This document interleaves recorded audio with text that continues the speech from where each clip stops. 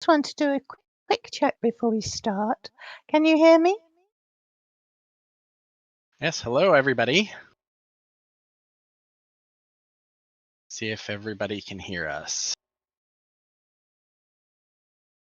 Yes, I'm seeing yeses. This is a good sign. Are you hearing us on Fantasy? Are you hearing us on, what's the other one's? Awesome.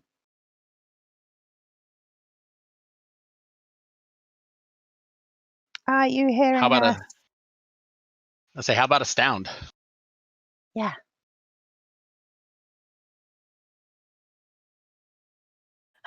I like that. Awesome is awesome.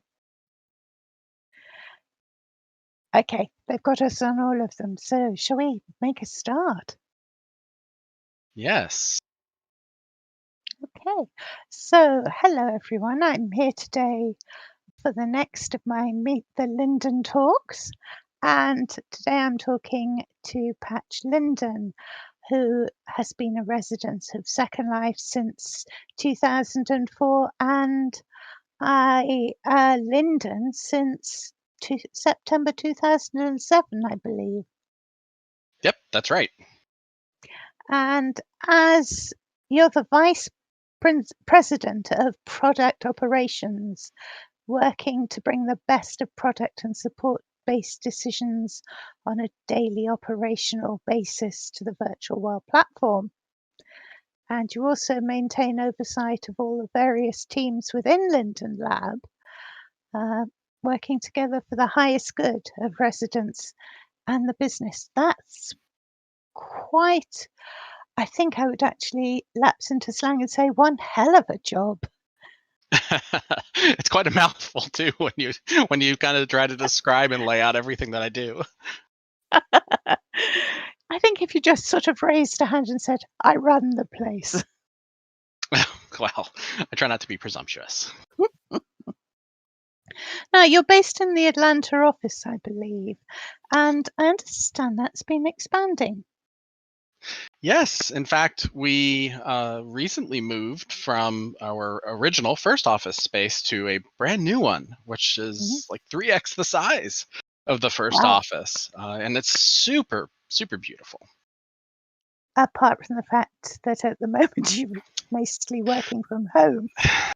Yeah, it's kind of empty at the moment. Maybe even I have to go down there and visit it on occasion to just check on things and make sure everything's all right. And I walked through a spider web the last time I was down there. Was that? Oh no! How has the pandemic, I mean, obviously there's that staying out of the office and working from home. How has the pandemic affected operations and your teams? Well, it's a great thing to be able to say that it really hasn't. I mean, it's a wonderful, beautiful thing that as a company and the way we've always generally operated and positioned ourselves, that we've always been very remote friendly. And the thing that we're really kind of blessed with that, the operations and stuff across the company have always been very diversified because of it, and we've always kind of thought outside of the box on and including leverage our own product, Second Life, to work from within. So it's not uncommon for us to do things like have our own meetings and everything within Second Life with our own teams, as well as leverage other tools and stuff, such as like Slack and Discord, as kind of pieces of that. But I do always value getting FaceTime with the folks that I work with and stuff, but I started with Linden Lab as a remote employee and did that for almost a decade before I actually decided to go ahead and open the Atlanta office and then also increase it from there. But that's not to say that we're making any sort of a shift or anything away from it. Right. We're very happy with what we have. Good. You've been in Second Life since 2004 and Linden since 2007. Are you the oldest Linden in terms of residency? No, no. There's a handful of other Lindens who still uh, are a good bit older than even my Linden account, and even as residents too. So, what do you think are the most significant changes you've seen in all those years? Or do you tend to forget how things were? Like, for me, I forget how I used to have to pick earrings out of my backside. That's probably not a problem that you had very often. Well, you know, gosh, yeah, so much has changed over the years. And when I think about, how things used to be or the way things were, or even like one of my favorite exercises to go digging around in my old, photos and such, like an inventory where you've taken Mm, snapshots in world, you go and look at, like, if it was a picture of yourself, you go, wow, I look quite different now compared to then. And boy, did I think I was hot back then. What was I thinking? That's kind of one of my favorite, I don't know, things that tends to come up. And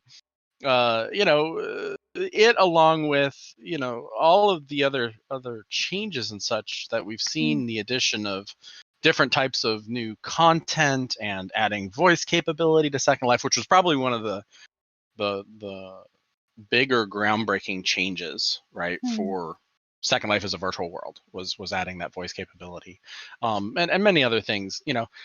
I'm sure at some point, and maybe even I do have this issue today, and I may not admit it, that I've potentially forgotten more than I've even learned, and continue to still learn. And what never ceases to amaze me is I always am still learning something new.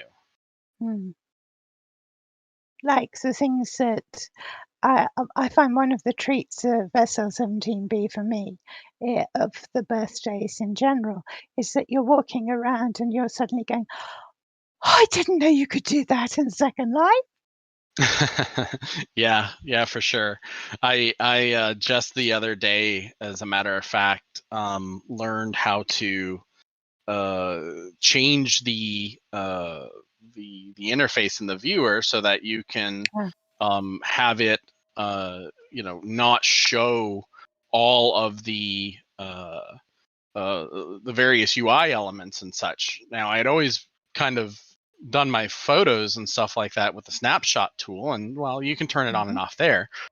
But what I didn't realize was that you can actually really turn it off in the viewer, and I actually kind of did it on accident, I have to admit. And then I panicked and said, "Oh my gosh, what did I do?" And I said, "Wait a minute. I seem to remember somebody mentioning something about doing this." And then I had to go and I had to log in my alt on another computer with the viewer, and then go hunt down the option to turn it back on. So Yeah. I learned a thing. Yes, one's always learning the stuff. Now, I believe when you were first here, you ran a menswear store. Do you still have any of Yes. your old clothes, and does Bakes on Mesh give you the chance to wear them again? I do, and I do still. I mean, the store's still there, and embarrassingly, it's, the stuff's very very out of date. The bakes on mesh, yes, I have tinkered with it some, to just see if it works, and it does. Mhm, It's still just probably not the greatest, as far as up to date, clothing style, etc. Um, you know, so I don't profess to say I'm going to run out and convert everything that I had ever made in the past to make some mesh and, go like kill the mm, marketplace. But yeah, yeah, yeah, it's actually been interesting to kind of go in and play with it and see what does and doesn't work. And not everything lines up mm. perfectly for everything, but a good bit of it does work. Zara Beth in the audience has said, "Not out of date, retro." Yes, retro and nostalgic. Yes, you're right. Okay, so what I suspect that everyone wants to hear about from you is Linden Bears. No, Linden I'm joking. Bears. I'm joking. It's going to be Linden Homes, isn't it? And Belissaria. So, Maybe. yes. Okay, get the What is it you first think they want to maybe know? in. I don't know. What could it be? The trains. We're going to talk about the trains in Belissaria. We are going to talk about the trains in Belissaria, but I am going to ask, can we expect a new theme? Don't have to tell me what it is yet, but are you still working full steam on the existing ones, or could there possibly be a new theme in the pipeline? Oh my. Uh, hmm. There is a new theme. Mhm. There is two. There are three themes actively in the Okay. pipeline right now. And perhaps we'll find out more about them later on. Perhaps. Depends on what kind of Mm, questions you ask. Okay, shall we just say maybe? Okay, so which of the current themes would you say is the most popular? Oh, it's I think Victorian is still generally the most popular at the moment.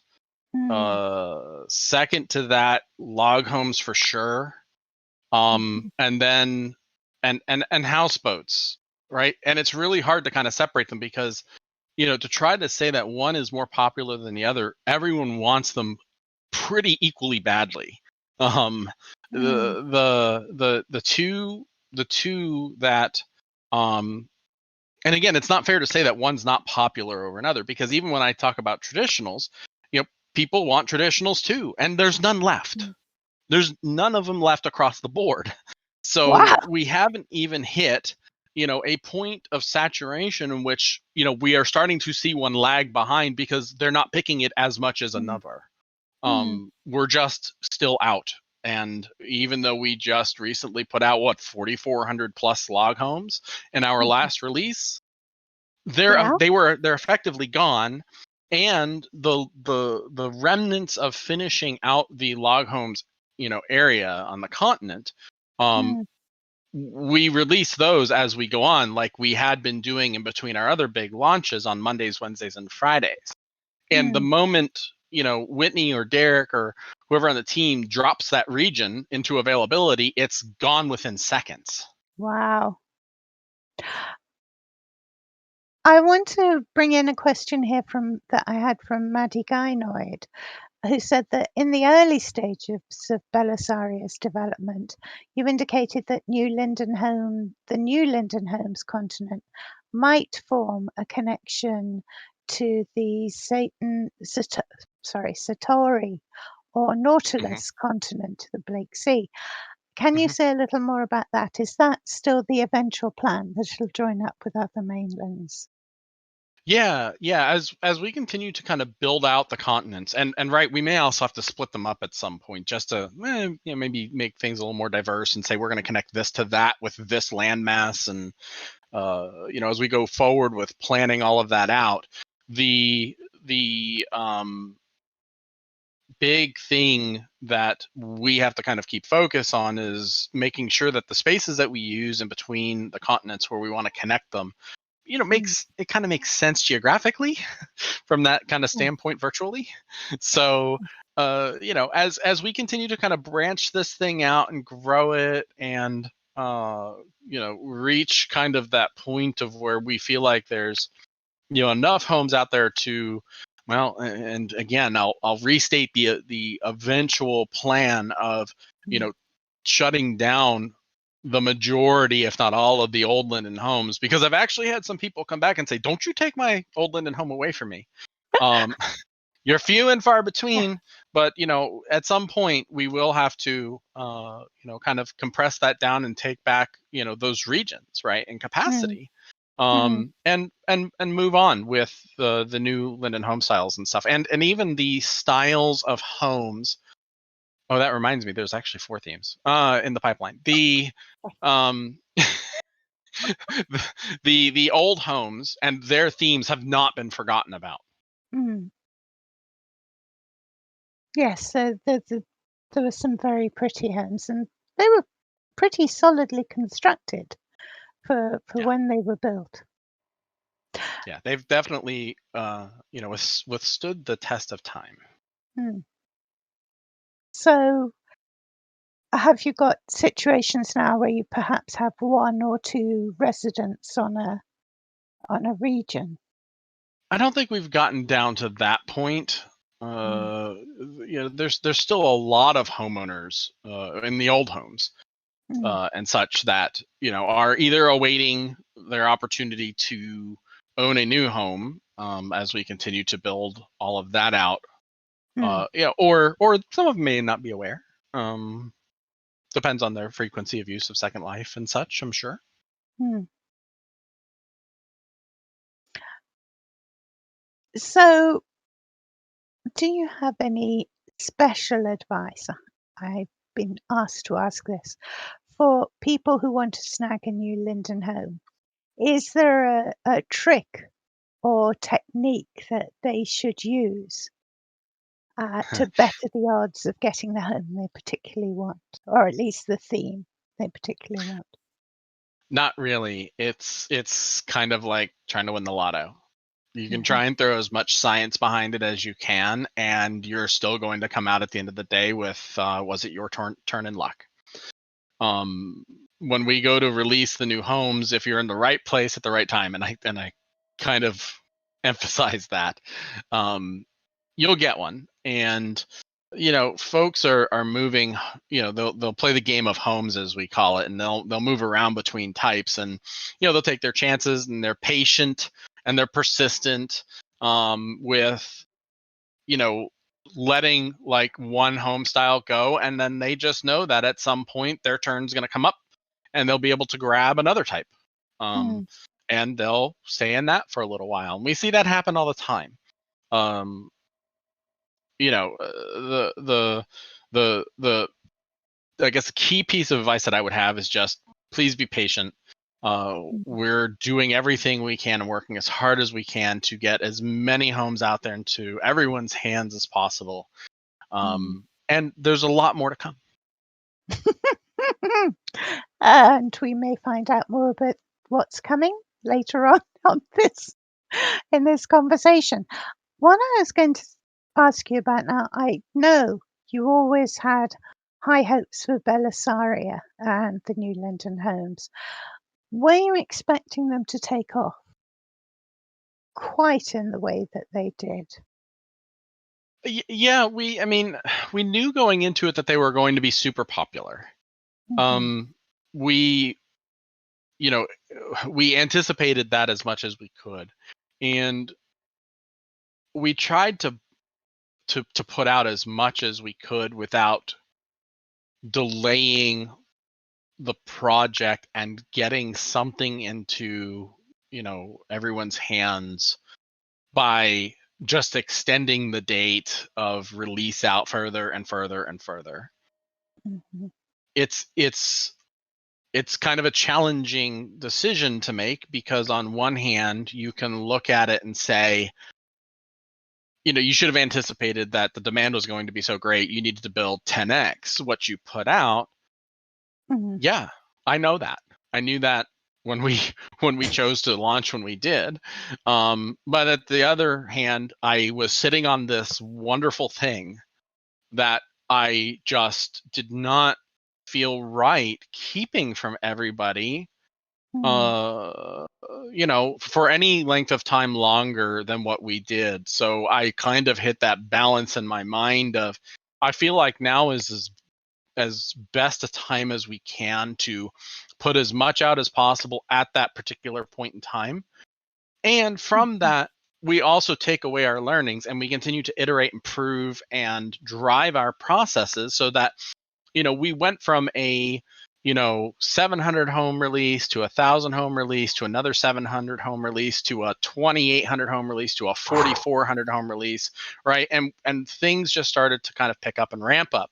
Our next release of homes, whenever that may be, will undoubtedly push those same kind of numbers again. We'll probably bat over 4,000 to 5,000 houses. Wow. That's And going to be I have exciting. a feeling people are going to go bonkers over this next theme. You're going to tease right through, aren't you? Perhaps people went bonkers over a lot of the other themes too, and I think this one will be just as bonkerific. Now, I'm going to ask a series of questions that have been coming through from the audience, which are related to aspects of the Linden homes. And Josiah Nova says, there's been a lot of discussion lately in Belissaria groups about decks on Linden homes. What do you think about decks? I see that come up pretty often, and I'm sometimes just mystified by what on earth they could be talking about. I mean, we don't have a lot of decks on the new Linden homes, and I mean, like the log cabin has, like a bit of a deck off the one side, and then the traditional, like a lot of people put decks on the back of their traditional houses, and then of course there's that house model with the upstairs deck, and I don't know. I guess decks are really super popular. Maybe we should do something with decks going forward.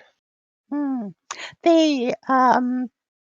course, people can build their own decks or else buy it. Yes, Them. indeed. And there's some content creators out there who actually make add-on decks. You can just kind of take that deck and bolt it right onto you. Yeah, and they look really cool. I've put add-ons to my trailer that have been just brilliant. Maybe that's a new home theme. Maybe we just release decks. Or maybe you just release bare patches of ground. Maybe. With sitting area decks or something. Yeah. Anyway, let's go on to another one. Okay, this isn't about Linden. Yes, this is the one.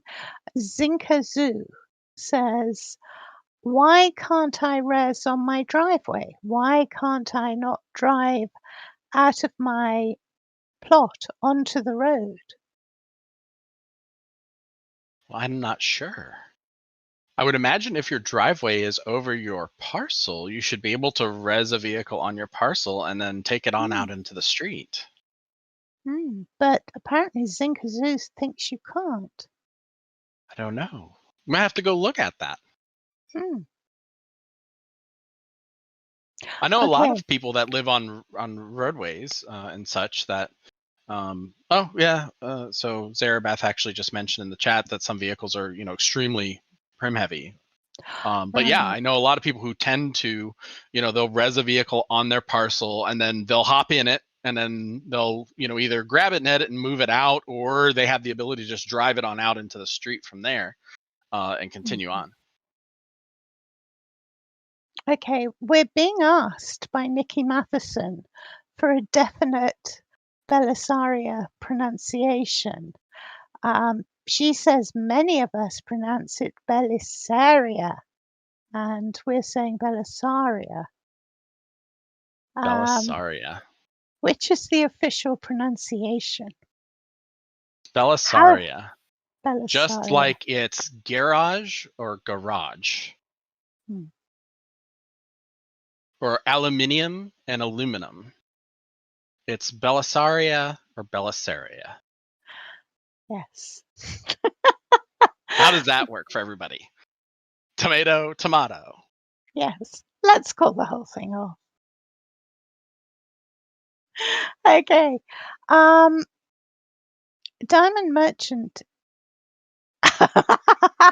has asked a question. I'm coming back to yours because it's basically what I was going to be asking next.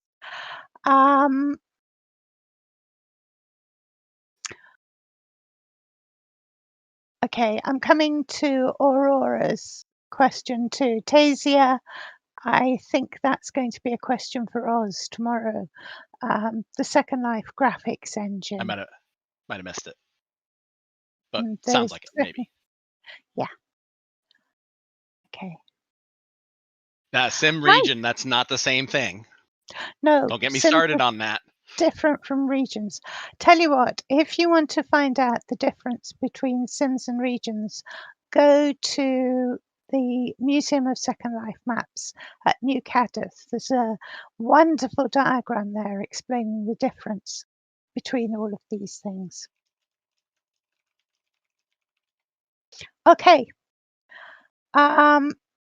What I was going to say is, how important has the community in Belissaria been in building its success? Do you take steps to help that community grow?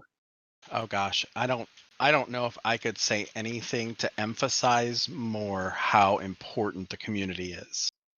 The community is a huge part of not only why we do what we do, but what we do.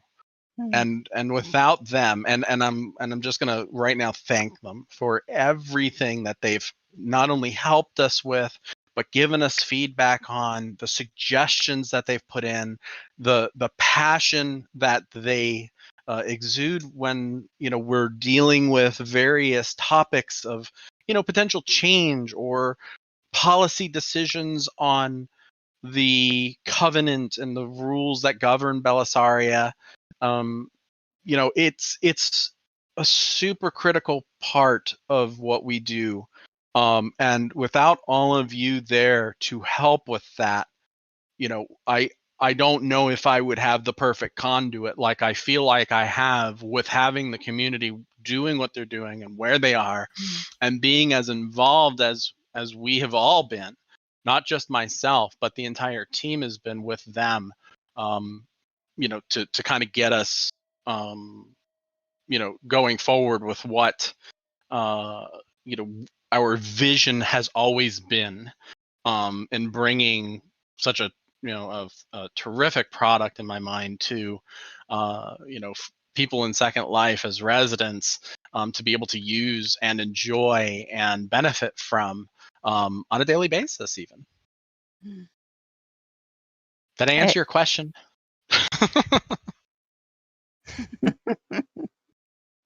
Okay, they are asking fairly vigorously, what is the difference between a sim and a region? So, All right, the simulator, and I'll just try to summarize this as simple as possible. The simulator is the software, the code base that runs the virtualized instance of the thing that we stand in Second Life, which is the region. The region itself is not only that, in which the simulator software runs on the back end, because the simulator, it's really unfair. The simulator is actually kind of comprised of a whole bunch of different services bundled up into one piece of software, and it's what everything runs on the back end to make a region come up in world.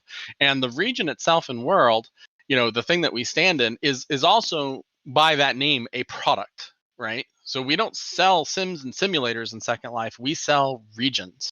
And even private island is considered a product name by us, but a private island is still a region. For example, a homestead is a region, an open space is a region. The mainland regions, right, are regions. How's that? that sounds pretty good to me.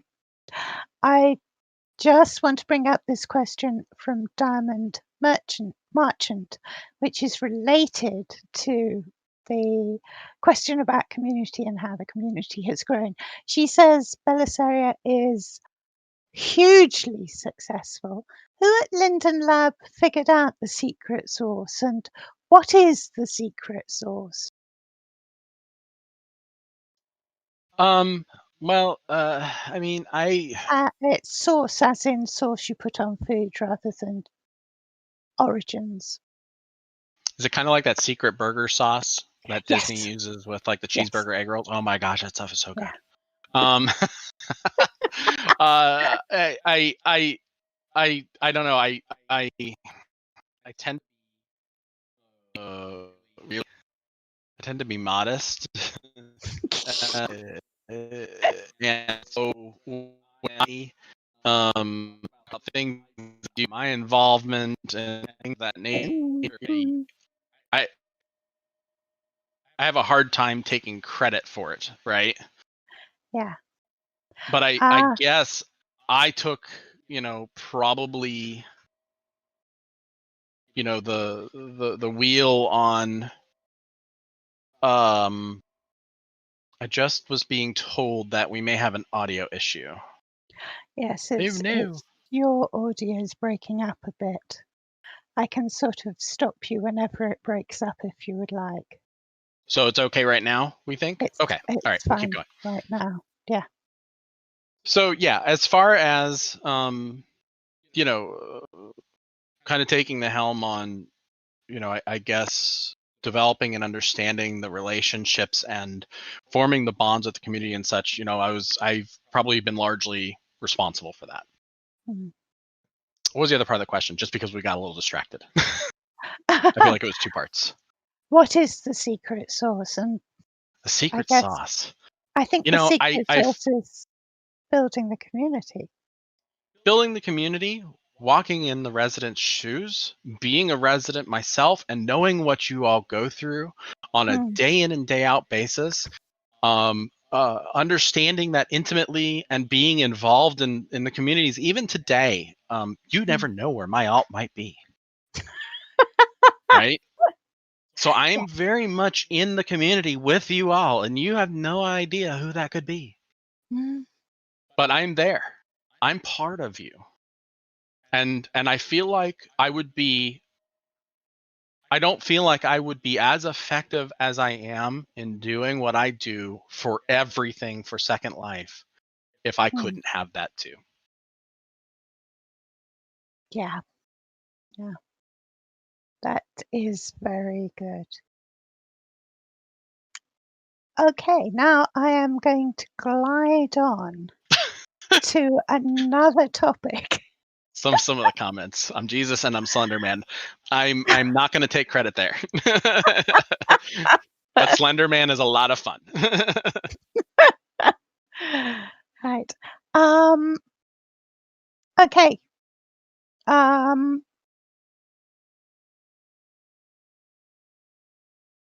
what has been learned in Belissaria and how is it going to be applied to aspects like future mainland railroad or other projects? And that's a So question from Sarah Beth, I should say. yes, yes. Actually, she was at the last show I was in about the railroads and stuff, and it was a great question, and we didn't get to ask it there, but it's great that it got brought over here. So Belissaria itself, right, has its own rail line, and it's kind of unique in the fact that we not only have been able to kind of re-envision what we feel like the content that makes up the basis for the foundation of the railway itself should be, but also we get to kind of have a fresh slate, as it were, to experiment with how we're going to go about taking it from Belissaria to the wider mainland. So Mm, when I think about the rail lines on the mainland now, we have, older content that's aging in look, and it's vintage. mm, Um, and so are its scripted systems and such. And there are things there, and the way the trains work with physics and stuff like that that are maybe not being done by what would be considered today's best practices. So we right. want to make sure that we're taking all of what we believe is today's best practices and learnings, much like a lot of what drove us to creating Belissaria the way we created it in general, Mm, and then take it and apply it to other areas of Second Life as well, and that includes something like touching the rails and such on the larger mainland continents out there to mm, give them a refresher, update their look and update their control systems, and it's going to be a long-term project. We actually were mentioning also in that last show that the Western Atoll Railroad, or the West Atoll Railroad, I don't think it was Western, I think it was West, was abandoned, and we actually still sit on and have a lot of the land for it. And maybe something like that is where we kind of put our foot into starting that process of building something new out there, where we can go from kind of the constrictive short line, as I call it, model in Belissaria that we have today, which causes us to, unfortunately sometimes have to have some pretty tight turns and, work around some interesting geographic and, building challenges and such. And also we're constricted by, how much land impact we can use. So right then and there, that's one of the immediate learnings that we got, was taking our content that we made, the rail package that we made to deploy the actual tracks and such. We made them super highly efficient land impact wise, but also was able to maintain their level of detail at all four points, in which they sometimes will change in their distance to you and what level of detail they're presenting, and they maintain their shape and just look great from way far away. That and the texture work that went into them was absolutely amazing. And I think Glowing did a whole bunch of that texture work on the rails and stuff. And like I said, I love them, and we are, we can't wait until we can actually take them out and use them elsewhere. Are there plans to kind of upgrade some of the old mole builds that have fallen off a bit, like the Snowlands? There was some great stuff out in the Snowlands. Yeah, we'll probably go and touch some of that stuff as we go. There's some parts of me, which reminds me, we should talk about slurps, because it's kind of the same topic. Yeah. There's some parts of me, the historian of me, and such, that basically says, you shouldn't you shouldn't upset or touch the historical buildings in Second Life, or some of the historical content that sits out there in Second Life, because it is kind of a reminder, or potentially, kind of in my mind, a museum piece to the past. Yeah. And so I'm an advocate for preserving old content like that. Moving it's really hard, taking it out of wherever it may be now and then putting it somewhere else to preserve it sometimes just doesn't work too well. And that's especially true if we don't have full access to all the, the content and the material and such itself. Like we don't have the permissions, right? Because it belongs to somebody else to do that. So, we'll have to be careful with that, and we'll be thoughtful and considerate. And there has been some stuff that we have gone out and touched and updated, even in the recent past year or two. But, we want to be careful with it. Yeah, someone's just mentioned the Galaxy, because you've made a few changes on the Galaxy. Yep. So the Galaxy actually kind of lives under slurps, which, if everybody is wondering, that's SLRPS slurps, as we affectionately maybe call it, which is the Second Life Region Preservation Society. And that's a project that I started back, I don't know, several years ago now. And we understand, recognize, and value historic builds. And there's a handful of them. It's not just the Galaxy. The Lost Gardens of Apollo is another one. A lot of people don't maybe realize or know that. Svarga is my first one, actually, and that one I've had for, nearly a decade now. And it's historic regions like that I just kind of collect and I sit on. and anybody with a truly historic, credible build like those, that approaches me and the team and says, and it doesn't even have to be for yourself. It could be you're nominating somebody's region or build, and says, this has got to be saved, and this is why, because it has touched and impacted Mount St. Michael is another one. That it can't go away, right? And I know these regions because I've been around as long as most of them have been too. And so when you say a region name to me and I go, oh yes, I am very familiar with it because I've probably been there a dozen or more times, then I know its importance and stuff. Some of them, of course, are still very much owned and they go away, but it's the resident who owns its choice that they go away. Yeah. And sometimes it is, right? And we can't talk about. So here's kind of the unfortunate thing that sometimes happens is, the community will become aware of a region that's potentially gone away or is going away because maybe the owner of the region has said so. Yeah. And at that point, it actually puts me in a little bit of a difficult position because maybe I do know it, and maybe it's like, oh, I know that region, and yeah, I hope it can figure out a way to stay around. I really like people to try to work that out for themselves first. I'm kind of the last resort. And a lot of times people come through and pull it together and things go okay. But it's not always, a terrible thing. And sometimes owners have motives that don't necessarily get shared with the public. I can actually think of a couple offhand.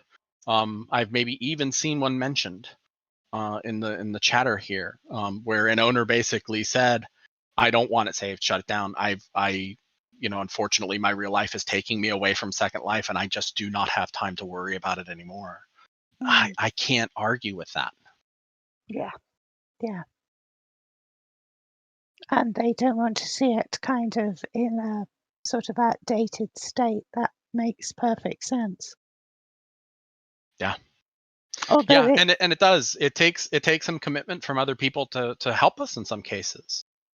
The galaxy was a pretty good lesson in that. That one was we were handed it and asked to take care of it, and we did, and there it is. And we have no help. But there's other regions like and I'll again mention the Lost Gardens, where Dane is very involved. And he maintains it and he keeps it basically in tip-top shape, and as preserved as the days from which it was first built. And so he works with us, right? And he's part of that. I would still love to see the Galaxy as a functioning ship where people could rent cabins. Yeah, rentals are kind of hard because we would have to manage them then. But we do use it for events and stuff, and it can be booked. So if a lot of people sometimes still approach me and they're like, "Why can't we ever do anything with the Galaxy?" You can. There's actually a special event sign up form and such that I think Mischievous Mole kind of heads up and will provide to anybody who asks if they can use either, whether it's the Belissaria Fairgrounds or the Galaxy for an event, whatever the case may be. We do try to actively, put it out there so that people can use it. Oh, wouldn't it be wonderful if you wanted to get married that you could hire the whole Galaxy for it? You absolutely could. And we won't even charge you a dime. Wow. That is a great takeaway from here. And yeah, Missy is waving. Yep. Okay. Now, aside from Linden Homes, are there any other Linden development content efforts in the works, such as a new game? There isn't just yet. We have been starting to think about that, but it's early days, and I don't really have a lot to share. We have the handful of game properties that we do out there now. My thoughts sometimes tend to go back to maybe doing an update or two on a few of the games we've done in the past, like Paleo Quest. Is just incredibly fun, and people love it to death. Even today, it sees a good-sized player base going through it. We've had Animesh happen, since we designed that game experience. And wouldn't it be cool to go through and update the dinosaurs to Animesh? Then they could actually look like they're running after you to eat you. On the one hand, that would be very cool. On the other hand, you're just coming up with more ways to kill me, aren't you?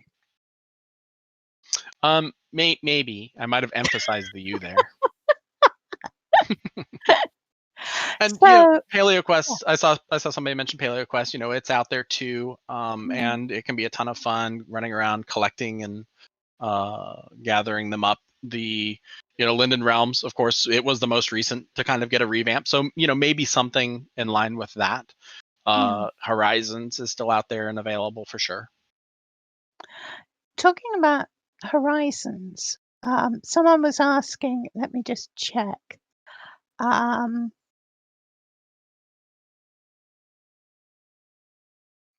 People are starting to play guessing games about the new themes. I'm just mentioning this. And I'll start passing their questions on later. Okay, so someone was asking about Zindra, and I'm sorry I closed that window, so I can't remember the name of the person who asked. But they were asking about is there any possibility of Zindra being expanded? Because it's apparently the most, my voice is distorted. Yeah, I'm hearing a little bit of like the robotic thing. Do I sound okay? You now sound fine. Huh. Strange. Yeah, it sounds like your voice has kind of gotten a little weird. Okay. Strawberry says we both sound good to her, and she's the one filming it, so. Okay. Okay. Zindra, yes. I think it may have been Skylar Pancake who asked this question about whether there's any possibility of expanding Zindra. We haven't really thought a lot about doing an expansion there yet. Our key focus is generally going to be on Linden Homes until we get to critical mass with the themes. And we've got this little issue with this constriction on being able to put out new regions. So expanding anything right now, even if it's Linden Homes or Zindra, it's a bit of a challenge until we have the ability to put out regions. Yeah. Yesterday when I was talking to, I'm not quite sure what to do as my voice is sounding Yeah, fine you're on still sounding YouTube. kind of robotic. Maybe try really quick, just disconnecting in Discord and reconnecting to the channel. Okay, I'm going to try that. Hang on, guys.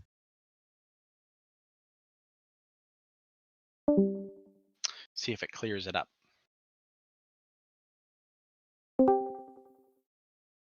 How about now? And I'm back. How's that? Still sounding the same to me. Oh dear. Yeah, I have to assume that it's coming from your side, because if I'm sounding great, but yet also it's really weird because Strawberry says that yeah, and several people are saying I'm sounding fine on YouTube. Yeah.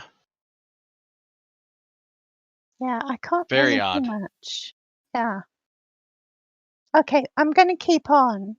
If you're having real problems, yeah, let's maybe start broadcasting the YouTube stream out to the folks in World 2, just in case they need to switch to it to hear audio.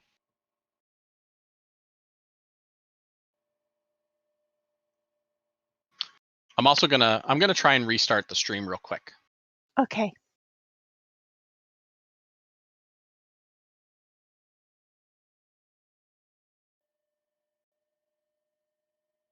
Say something for me, Saffia. Hello, this is Nope. Saffia speaking. Let me try and reset real quick. How about now? Okay, I'm talking again. Is that any better? Nope, it's the same. I'm sorry. All right, let's I'm not sure how to fix this, especially if everything's sounding perfect on the YouTube stream, and I've toggled everything. Right, and I've done the same. Okay, it seems to work. Turn YouTube on. Yeah. Lady Fee says they're doing this to delay telling about the new theme. Okay, if you can still understand me and it sounds robotic, we'll just go with this. If you can switch to listening on YouTube, do.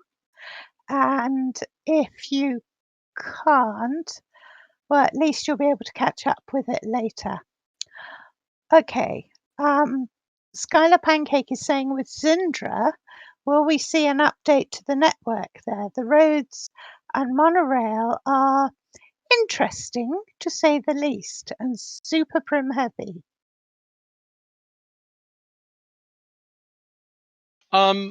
Again, with our focus being mostly on Linden Homes and such for the present, we haven't put a lot of thought into actually doing any content work or expansion to Zindra itself. It's it along with other mini mainland update projects are on our list. Stuff that could potentially last us for the next several years in work. And those things are certainly included, and we've thought about them. I don't know how much time we'll spend on going back through and actually touching the old content again. It feels more efficient sometimes to me to think about doing updates in a uh, replace or not replace, build new and potentially move to those new areas versus go through and replace in some cases. So it just depends, and we're gonna have to spend some more time thinking about how to do that. Right. I have a question from Toy Soldier Thor, who says that in 2012, I came up with a conceptual solution referred to as virtual landmarks to address the many limitations that the current static landmarks have in Second Life and problems they create. It's basically dynamic landmarks to replace static landmarks. So Right. we can hand out a single landmark and change their location centrally, so vendors and venue owners don't have to send out new landmarks whenever they need to change landing points. And he says that, as you know, it gained a ton of traction by Second Life residents that want to see Linden Lab look into developing and releasing a new feature on the grid for virtual landmarks. Linden Lab in 2013 looked into scoping it to consider it for development. Nothing has been heard about virtual landmarks since, and we still all suffer with the limitation of landmarks. So when does Linden Lab stand on virtual landmarks? And there's a JIRA number for it, which is LL JIRA SVC Like 88 8082. something. Yeah. Yeah. And Yeah. will the lab look into releasing this much needed feature? Yeah, I've actually, so this is something that I've worked on before, as mentioned. The whole concept is basically to give us the ability to have landmarks that can be updated. So, like, for example, and being a store owner myself, I understand the difficulties here. If you go and embed a landmark or put a landmark in one of your products, and as sometimes happens, you move around, right? Your store may not Mm, be in the same place today as it is tomorrow. mm, um, you kind of want a way to be able to update that landmark, which is an asset in your inventory, to point to a new location or new place. So I totally understand and value the the entire concept behind this and trying to get it done. Unfortunately, as has happened with it, mm. it sometimes gets pushed down in priority. The good news is that I think that we might actually be able to see something happening with this after we get through the AWS project. the kind of the pipe for working on features like this. And in fact, I've actually got a very timely conversation that I can have with this particular topic and try and get it done to get this potentially looked at and in the pipeline for development. So really quick, the team has come up with a swap. They're going to swap us out for encoding the audio here with another system. So it's going to be just a brief interruption real quick in the audio stream, and then it should pick back up.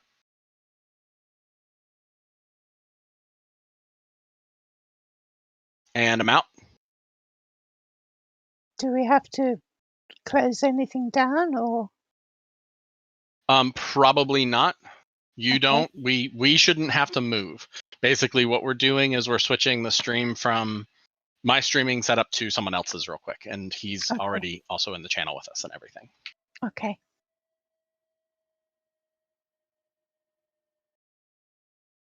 So everybody should be able to toggle the stream and hear us again normally.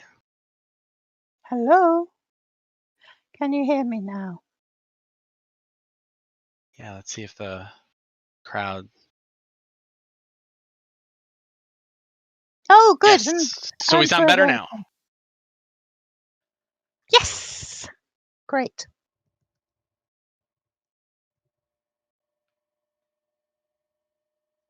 Awesome.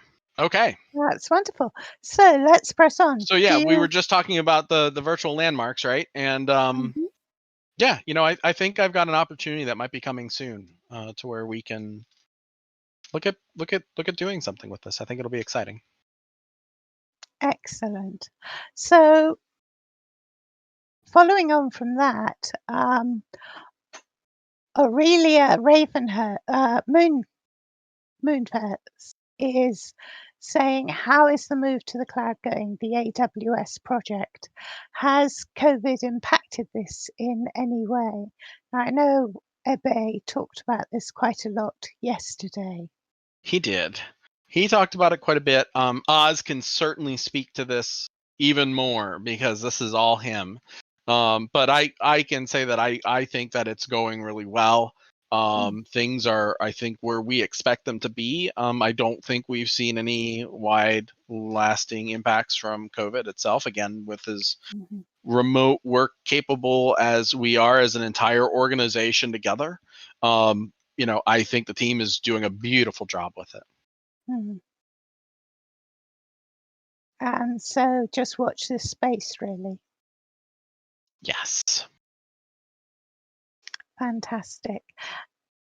Now, another project that you work on with the moles is, of course, the new user experience. How's that going? What's going on with experiments and improvements? It's going really well. We test a lot of things all the time in the background. We've done a handful of tests on the various learning island and social island experiences. We've, I think, done 3 different builds now. Mostly all testing against old builds. We've also tested with some community gateways. So actually having some of our community gateway partners have their registration, or their learning islands in our registration flow, so that if you sign up for Second Life, you might have actually gone through one of their learning island type setups in world for your initial new user experience. We've tested stuff with and without the various mentor groups that we work with in world, to see where and how they can affect our new user onboarding and retention. And these tests, unfortunately, take a lot of time. It's not like you can throw it out there for 3 days and go, aha, I've got answers. No, it's actually more like 2 to 3 months at a time. So it's a long, slow process to make sure that we're getting as much really good, solid data as we can out of the tests.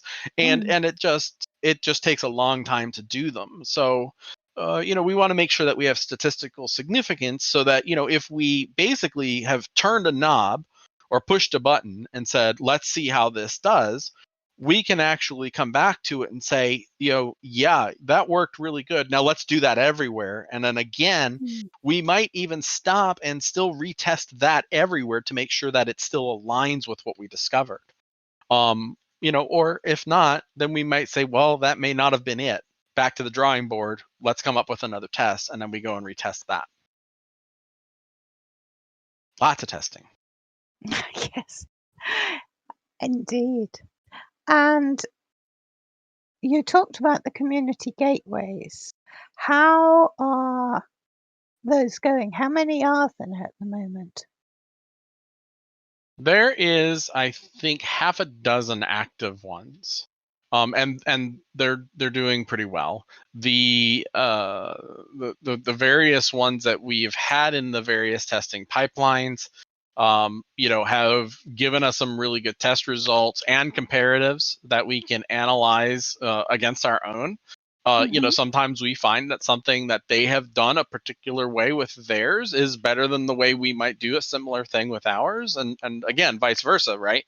We take what we do and what we've learned, and we share that with them and say, we found that this thing that we just did worked really well. Do you want to give it a shot? And then we let them test it, and we measure and watch their data and stuff on that as well. But the other community gateways that are out there that are signing up new users, they all do that for their various other community groups and such. And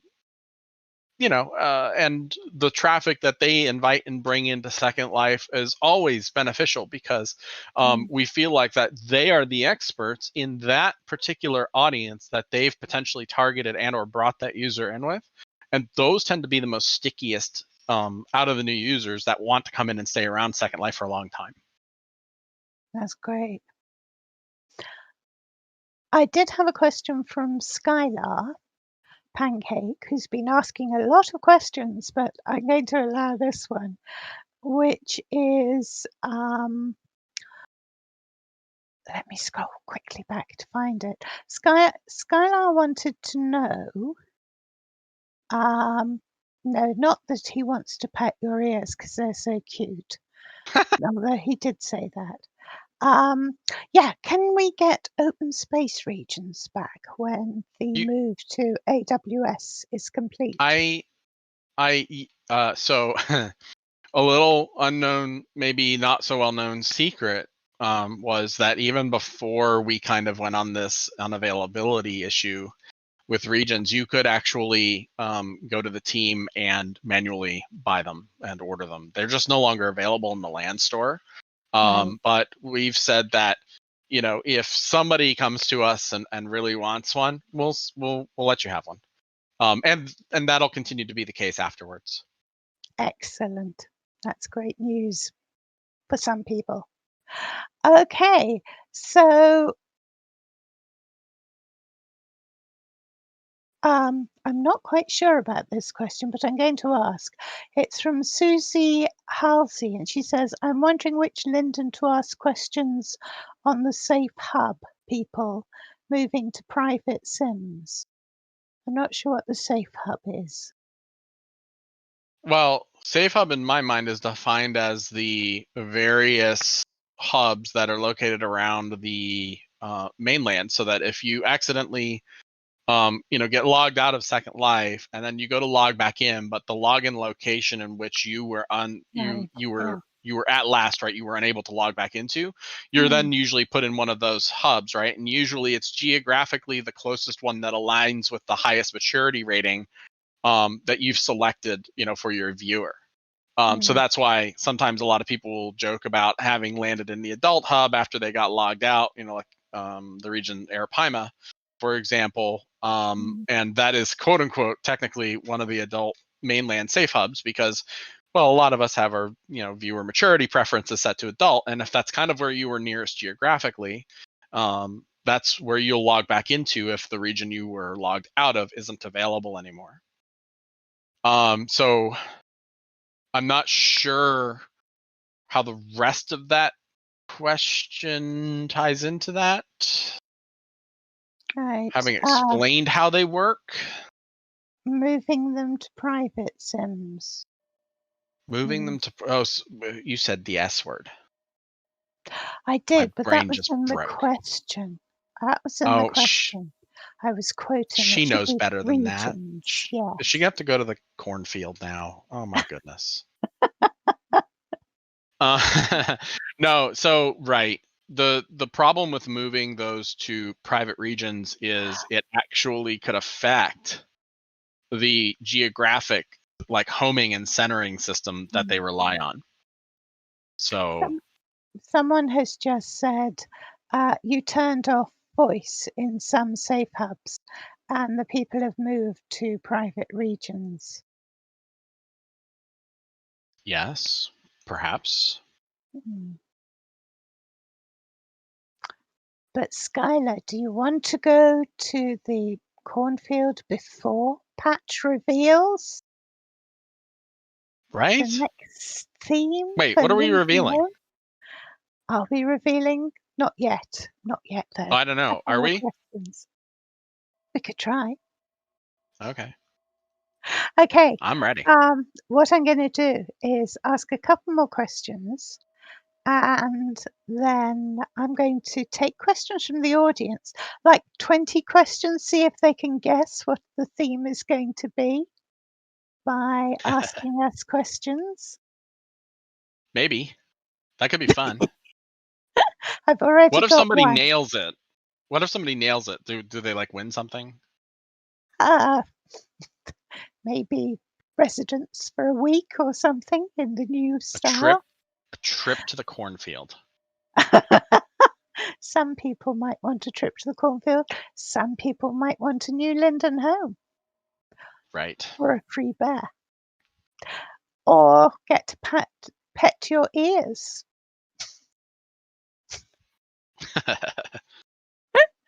Okay. All right. I wanted to ask about, before we finish, I want to ask about your work for support and governance, if you have any updates to share there. Support and governance updates. You know, I things are going really well. The team does you know, a tremendous amount of work. They love what they do. They love being able to chat with you all.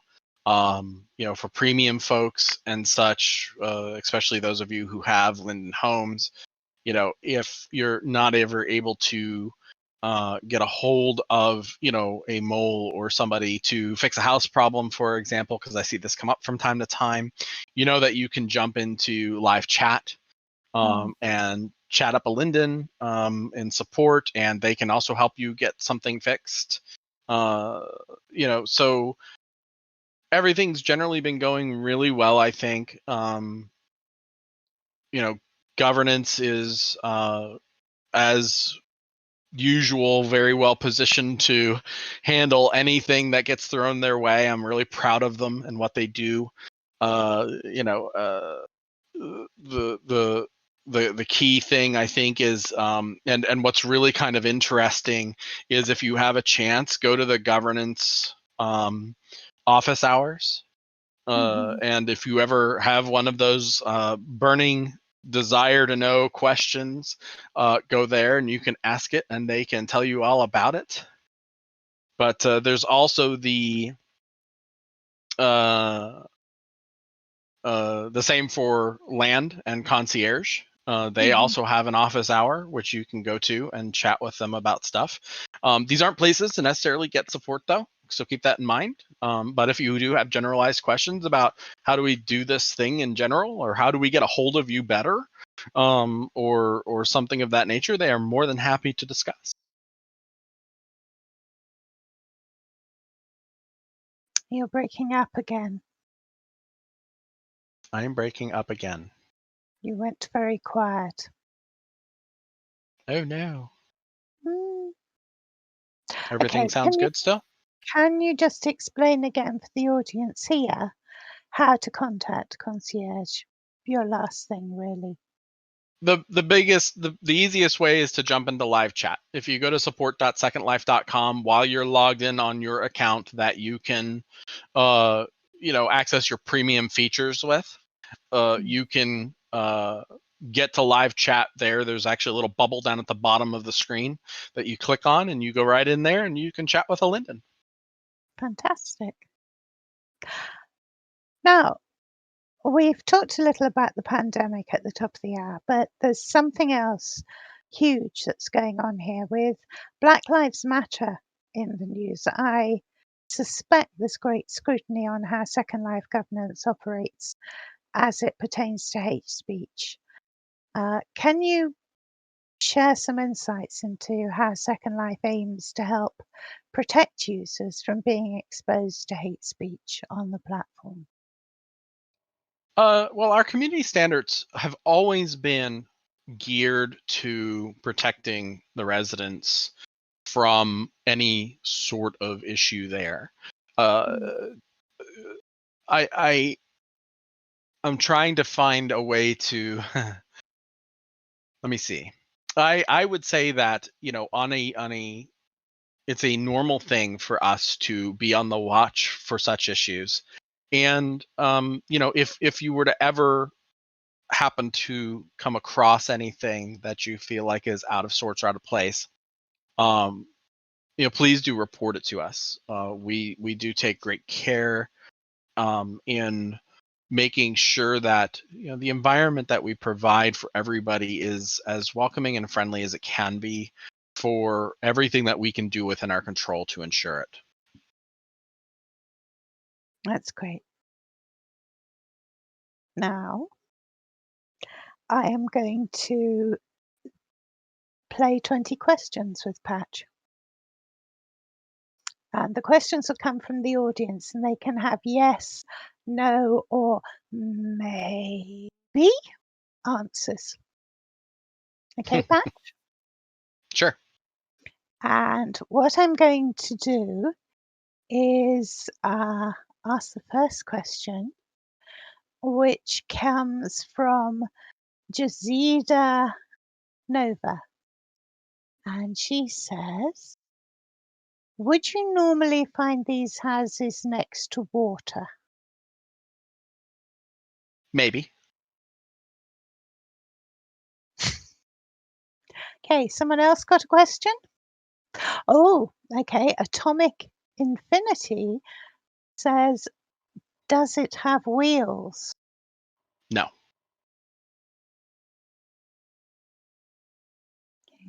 Arta Glendolan says, are they on the coast? Probably. There's a new word for you.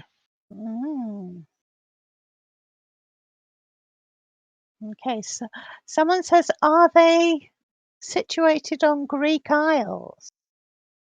No, they are not.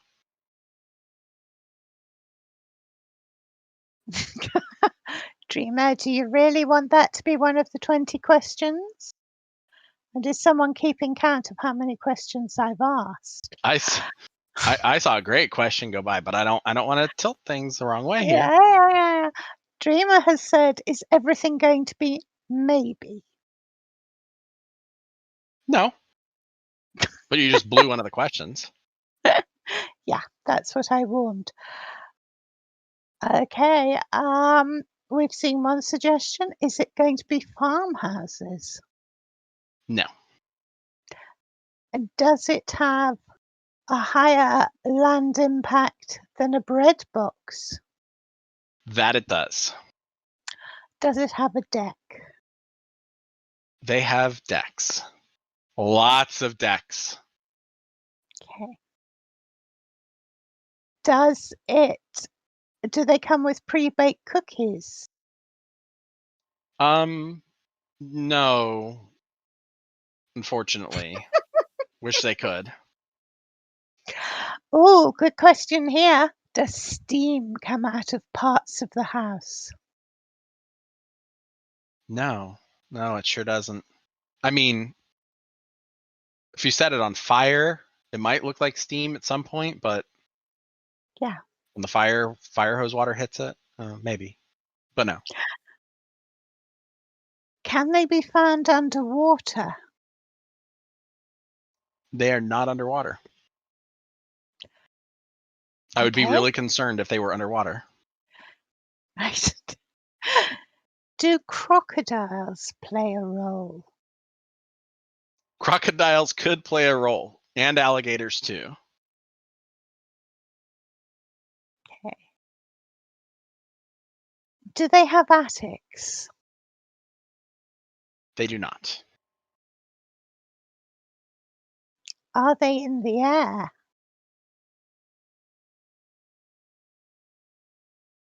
Relative to what? I think they mean like steamships, steampunk airships. That would be a no. Are they apartment buildings? Nope.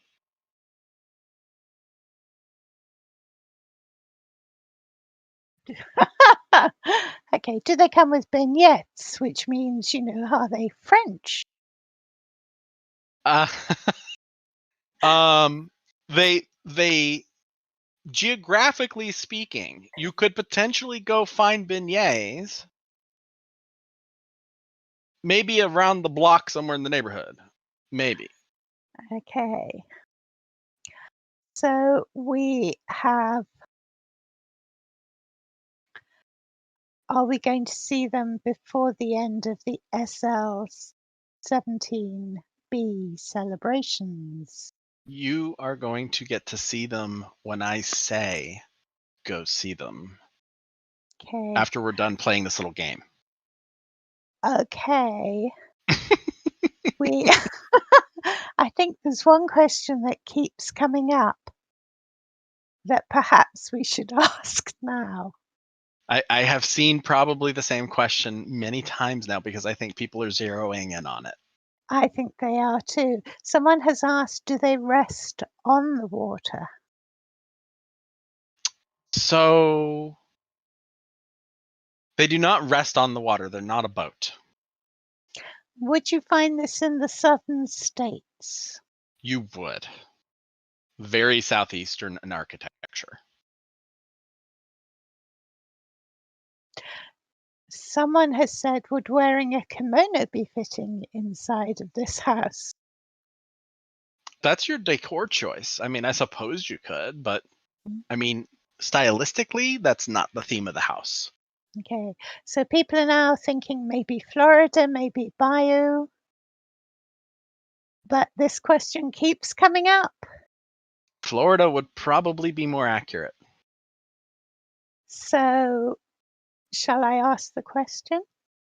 Probably. Are they on stilts? They absolutely are. And the crowd goes wild. Tell us about them. Please tell us about them. All right.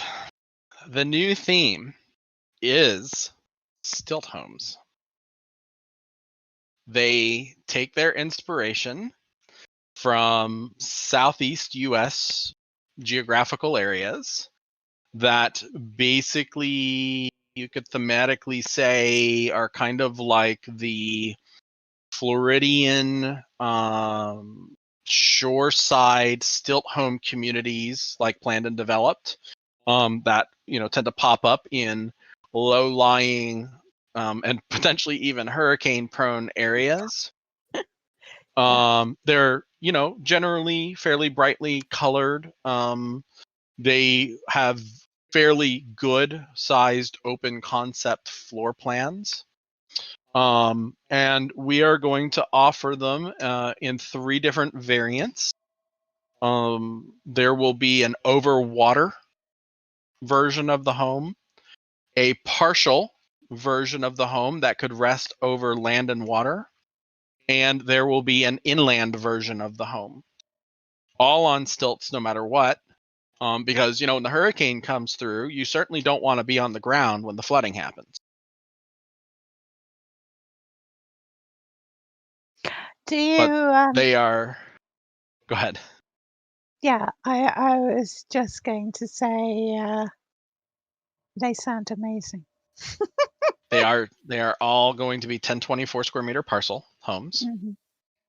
Mhm. And as I toyed with earlier, they have these huge, gorgeous, lovely decks off the back of them. Mm. That allow for a lot of indoor outdoor flexibility with wide opening doors and doorways and stuff. Like I said, when you see them, and if you even just Google kind of Florida stilt homes and stuff, they really do just speak to that in volumes. They're really gorgeous homes, and the theme itself has been a lot of fun to design and develop towards. We took a lot of plant life from that area and created it to be true to that geographical zone of the United States, as well as varied our transportation capabilities between road and dock, as well as waterway and such. And probably one of the things that I'm also a little excited about is the homes that specifically will be over water will marry up to and against regions that are also specific to houseboats. So Right. this is going to give us a new kind of like ability to segue from area to area between the stilt homes portions of the continents to also adding on more houseboat regions out and around these continent sections that we're planning on putting out. Someone asked, would you be able to keep a boat under the house, under Yes. the deck? Good. Yes.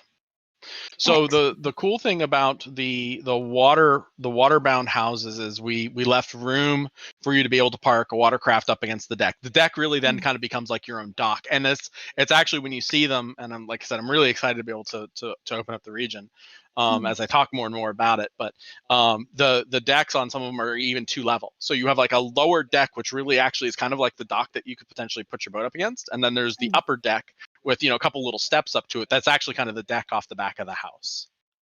Awesome. The ones that go over land have all the same features and stuff like that, but those, for example, you could create your own little like parking area underneath them for your cars and stuff like that, which a lot of people do down there, where they put in like little like storage and utility rooms and stuff like that. And then they do all sorts of gardening and landscaping work and such out and around the house itself, and you basically have almost like a inherited garage, as it were, to park vehicles up underneath the house. Okay. Several people have mentioned hurricanes.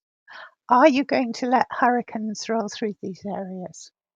We'll see. We've had other weather events happen before. You never know. Yeah. Excellent. Will there be pathfinding nuisance wildlife? Yeah, well, being from Florida, I happen to know a little bit about palmetto bugs and pygmy rattlesnakes. Uh, And I don't know, we'll see. Instead of sneezing fairies, maybe we have palmetto bugs dropping out of the trees into your hair, and pygmy rattlesnakes that come up and bite you, and you have to go to the hospital later. But right. There will be hospitals then in the two regions with snake bite venom. we're Yeah. gonna have to, we're gonna have to get into the emergency services role play stuff. We're gonna have to. Yeah. There are some very good emergency services role players in Fantasy Fair. There's an ambulance that is actually a unicorn. Yeah. Okay, well, I think people now probably want to run away and see. Apparently, there's already a crowd building up on the edge of where this area is going to be. So I think I'm going to bring this chat to an end, if that's okay with you, Patch, and also with all the people who have questions. Are you okay if we bring this to an end? Yes, I think we have tortured everyone long enough. And you know what? We didn't even have to talk about the other themes. We've distracted them so thoroughly that I guess I just won't talk about them. Okay, or do you?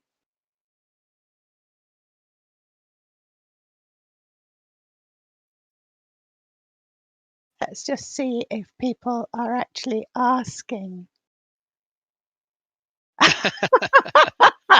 Oh, all of a sudden.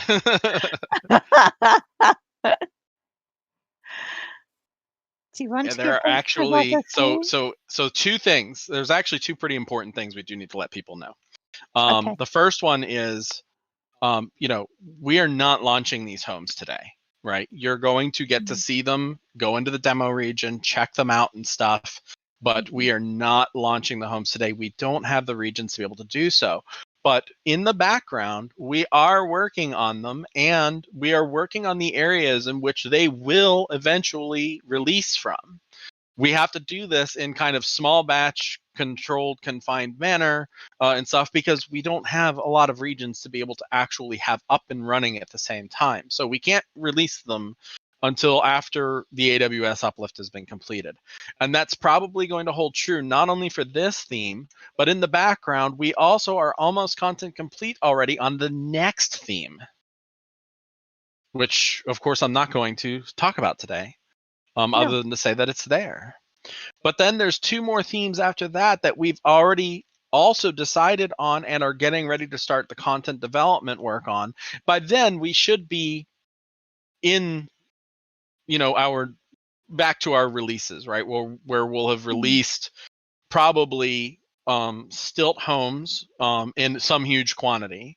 And then even the next theme potentially will come in a large quantity. And so who knows, you know, maybe we'll be back here sometime, you know, in the early winter talking about, you know, this double theme home release. Okay, well, book me for that. I'm very happy to talk to you about that anytime. Absolutely. All right. Okay, I'm just going to do a bit of housekeeping and say thank you to Patch for being a wonderful guest today. And thank you all very much for coming. This is the second of the Meet the Linden talks. Tomorrow I'm going to be talking to Oz Linden.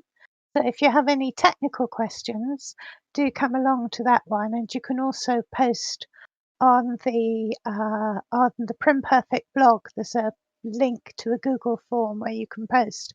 Actually, I'll post the address of that in chat before we go. And the other, right. So you can post on Thursday. I'll be talking to the marketing team, and on Friday I'm going to be talking to the moles, and I think Patch will be here again to keep them I under will. control. So maybe at that point you can tell him what you've made of the what you think about the new Linden homes. Okay, so if you want to ask a question to Oz, the marketing team, or Patch and the Moles, this is the address to post it, and you can get in early. Okay, so thank you so much. And I'm going to conclude this by saying to Patch, go on, tell us where we can find the new Linden homes. All right. You ready? Because here they come. You're going to go over to SL17B Exhilarate and find the entrance to the region, and it is going to come up right about now. Give it a couple of minutes. And actually, the region itself is SL17B Enchant, and it will be available for you to go and take a look. And we will be over there here in a few minutes.